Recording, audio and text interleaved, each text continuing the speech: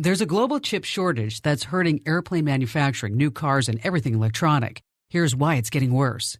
Your Tuesday Tech Update is brought to you by T-Mobile. Their advanced network now goes farther than ever before. Visit T-Mobile.com/55 today. There's an inside joke about making computer chips.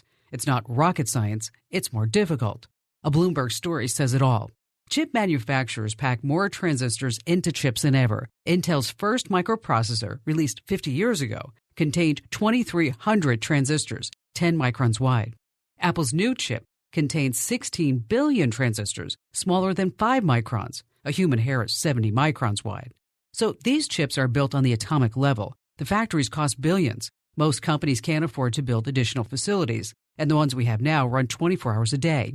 The bottom line, the price of cars, electronics, airfares, TVs, you name it, are about to jump big time. I'm Kim Komando. Don't ghost me. Find me and follow me on social too.